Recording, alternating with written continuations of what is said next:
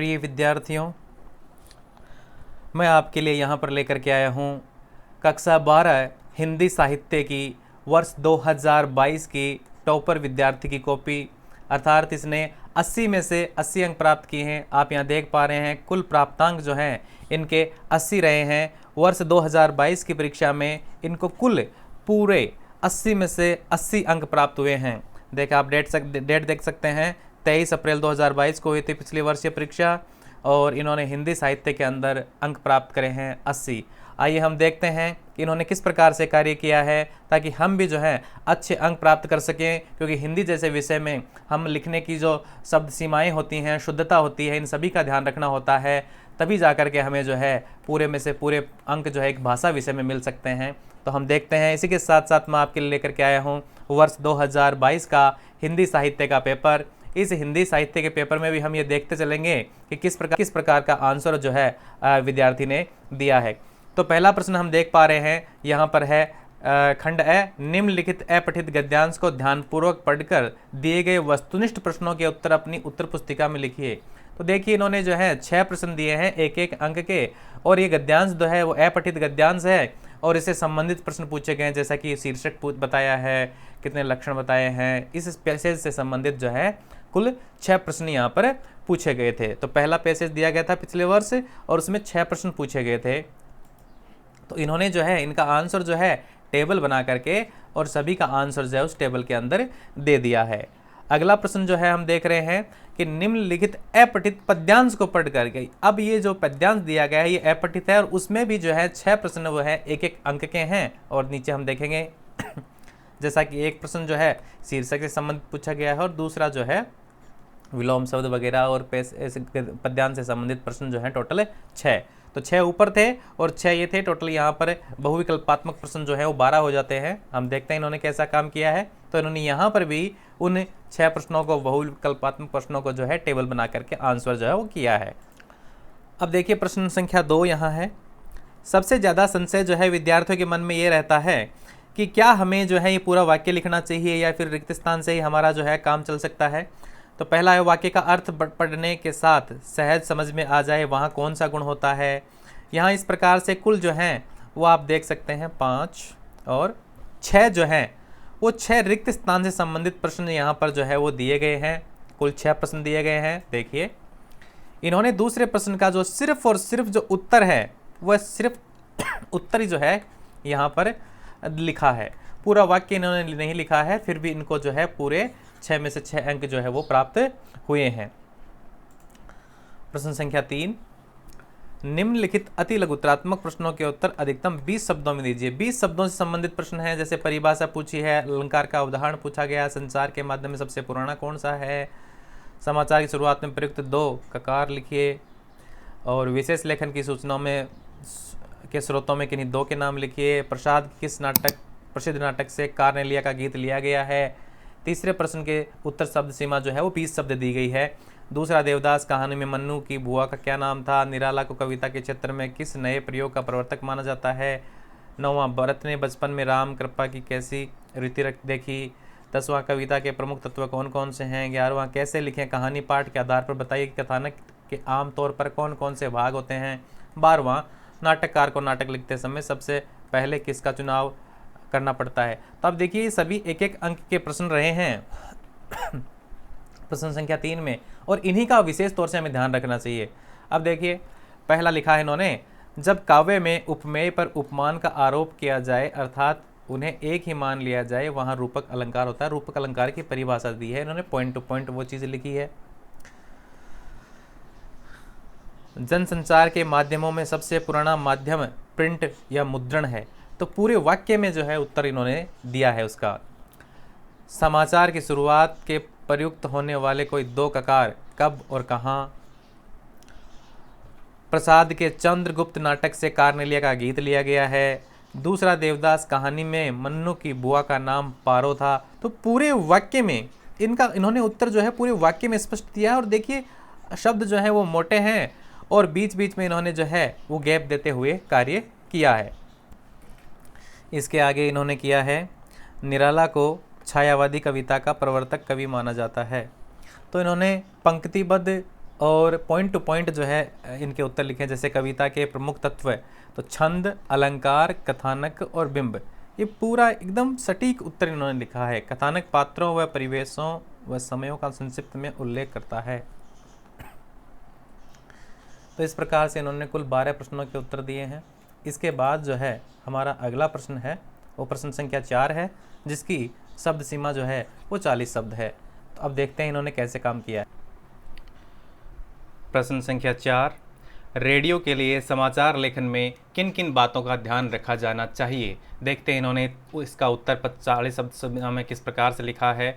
देखिए, पहली बात तो आप ध्यान दीजिए कि इन्होंने जो है यहाँ पर पॉइंट टू पॉइंट जो है अपनी बात कही है। रेडियो के लिए समाचार लेखन में निम्न बातों का ध्यान रखना चाहिए। दी जाने वाली काफ़ी साफ सुथरी सूचना होनी चाहिए। स्थान को छोड़कर ही टाइप की जानी चाहिए। दोनों ओर हाशिए छोड़ें। जटिल शब्दों का प्रयोग न करें। सरल शब्दावली का प्रयोग करना चाहिए, किंतु उपयुक्त क्रमांक जैसे शब्दों का प्रयोग न करें। क्यों 0 से 9 तक के अंकों को शब्दों में 1, 1, 9, 9, 9 तक के अंकों में लिखना चाहिए। तो इस प्रकार से पांचवा प्रश्न, विशेष लेखन स्वरूप और प्रकार के अध्याय के आधार पर लिखिए कि विशेष लेखन की भाषा शैली कैसी होनी चाहिए। छठा, तुम गांव छोड़कर मत जाओ संवदिया कहानी में प्रयुक्त इस कथन में निहित भाव को स्पष्ट कीजिए। 4 हाथ लघु कथा में मिल मालिकों ने मजदूरों के अतिरिक्त हाथ लगवाने के लिए क्या क्या प्रयत्न किए। 8वां, पंडित चंद्रधर शर्मा गुलेरी या असगर वजाहत में से किसी एक रचनाकार का साहित्यिक परिचय दीजिए। प्रश्न 9, दिशा कविता का मूल भाव लिखिए। 10, माँ सरस्वती की उदारता का बखान करने में कवि केशवदास कवियों को असमर्थ क्यों मानते हैं। प्रश्न 11 है, सच्चिदानंद, हीरानंद, वात्स्यायन, अज्ञेय अथवा विद्यापति में से किसी एक का साहित्यिक परिचय लिखिए। 12, सूरदास की झोंपड़ी पाठ के आधार पर लिखिए कि पूरे मोहल्ले में सूरदास की बदनामी क्यों हुई।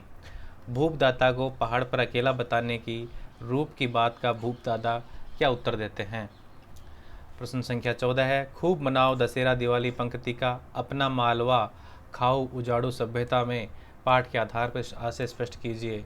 आरोहण कविता में वर्णित पर्वतीय सौंदर्य को अपने शब्दों में लिखिए।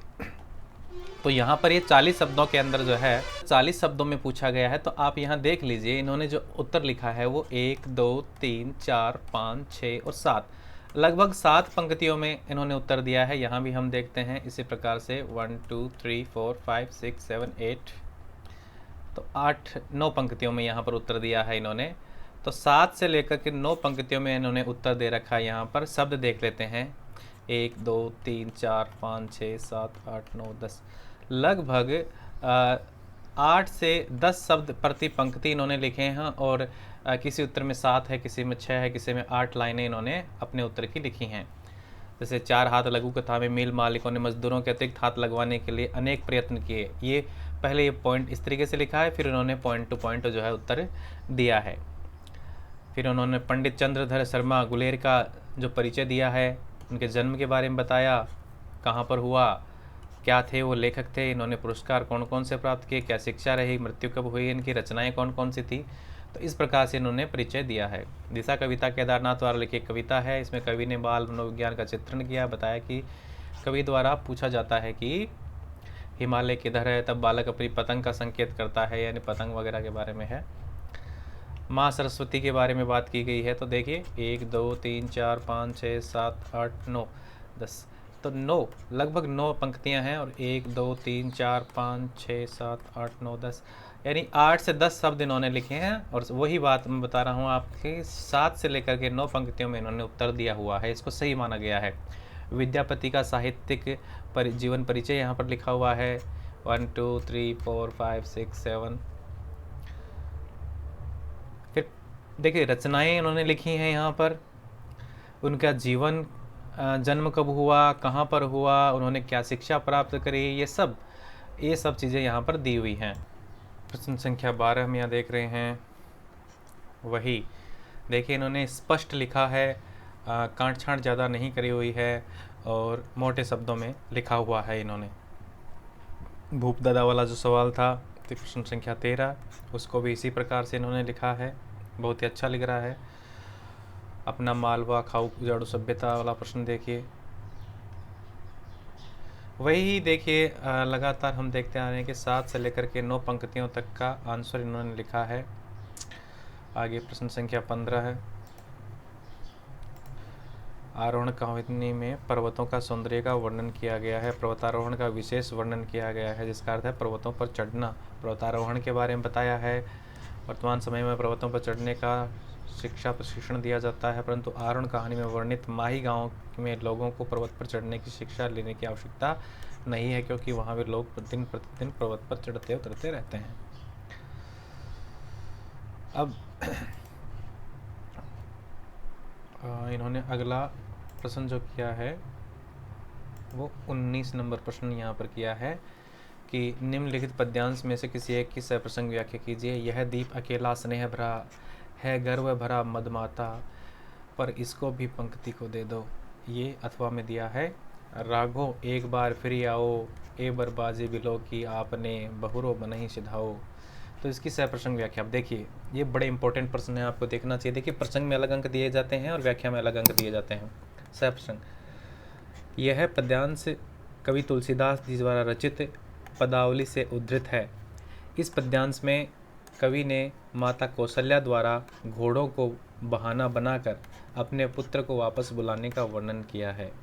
व्याख्या: माता कौशल्या अपने पुत्र को स्मरण कर उसे अपना संदेश देते हुए कहती है कि हे राघव अर्थात हे प्रिय पुत्र राम, तुम एक बार फिर से आ जाओ। तथा घोड़ों के बारे में माता कौशल्या कहती है कि घोड़े देखो जो तुम्हारे हैं, इनकी दशा को देखकर तुम यहाँ आ जाओ। यह दिन प्रतिदिन दुर्बल होते जा रहे हैं, जिन्हें तुम अपने कमल रूपी हाथों से पानी पिलाते थे और उन्हें पुचकारते सहलाते थे। कैसे जीवित रहेंगे यह तुम्हारे बिना। हे मेरे प्रिय पुत्र राम, तुम इनके लिए वापस आ जाओ। तो और अंत में लिखा है इन्होंने, विशेष माता कौशल्या अपने पुत्र राम को घोड़ों के बहाने बनाकर उन्हें वन गमन से वापस बुलाना चाहती है। दूसरा अनुप्रास व कर पंकज में रूपक अलंकार है। तीसरा ब्रज भाषा का प्रयोग, ब्रज भाषा सरल है। चौथा भावानुरूप भाषा है। तो व्याख्या काफ़ी सुगढ़ तरीके से इन्होंने लिखी है। अच्छे पूरे अंक इन्होंने प्राप्त किए हैं। यहाँ पर 5 अंकों की व्याख्या थी प्रसंग और इसमें, तो पूरे 5 अंक इनको प्राप्त हुए हैं। अगला जो प्रश्न है इन्होंने 20 नंबर किया है, शायद देखते हैं। 20 नंबर है, निम्नलिखित पठित गद्यांश में से किसी एक की सप्रसंग व्याख्या कीजिए। तो गद्यांश 2 गद्यांश दिए गए हैं और यही 5 नंबर के प्रश्न हैं। तो इन्होंने देखते हैं कौन सा किया है, चौधरी साहब वाला। तो आप इसको देख लीजिए। चौधरी साहब से तो अब अच्छी तरह परिचय हो गया था। अब उनके यहाँ मेरा जाना एक लेखक की हैसियत से होता था। हम लोग उन्हें पुरानी चीज़ समझा करते थे। इस पुरातत्व की दृष्टि में प्रेम और कुतूहल का एक अद्भुत मिश्रण रहता था। यहाँ पर यह कह देना आवश्यक है कि चौधरी साहब एक खासे हिंदुस्तानी रईस थे। वसंत पंचमी, होली इत्यादि अवसरों पर उनके यहाँ खूब नाच रंग और उत्सव हुआ करते थे। उनकी हर एक अदा से रियासत और तबीयतदारी टपकती थी। कंधों तक बाल लटक रहे हैं, आप इधर से उधर टहल रहे हैं। एक छोटा लड़का पान की तस्तरी लिए पीछे पीछे लगा हुआ है। बात की गांठ छाँट का क्या कहना, जो बात उनके मुंह से निकलती थी उनमें एक विलक्षण वक्रता रहती थी। अब इन्होंने व्याख्या कैसे करी है देखते हैं। सप्रसंग यह गद्यांश लेखक रामचंद्र शुक्ल द्वारा प्रेम घन छाया स्मृति पाठ से लिया गया है। यहाँ लेखक ने चौधरी साहब प्रेम घन के पहनावे व रहन सहन का वर्णन किया है। व्याख्या: लेखक शुक्ल जी कहते हैं, जिससे मुझे मिलता था अर्थार्थ। चौधरी साहब से तो अब अच्छी तरह परिचय हो गया है, मैं उन्हें अब अच्छी तरह से जान गया हूँ।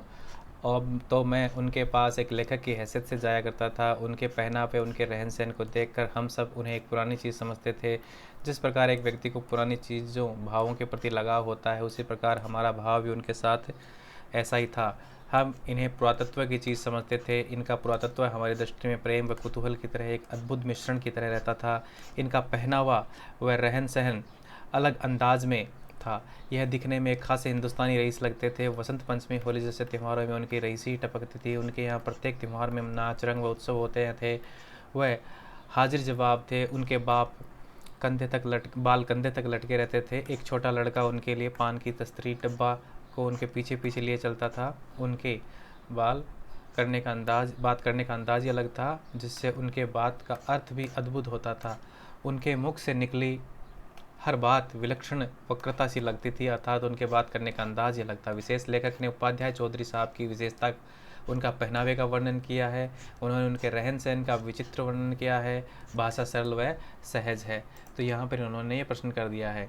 प्रश्न संख्या 21, निम्नलिखित में से किसी एक पर 400 शब्दों में निम्न लिखिए।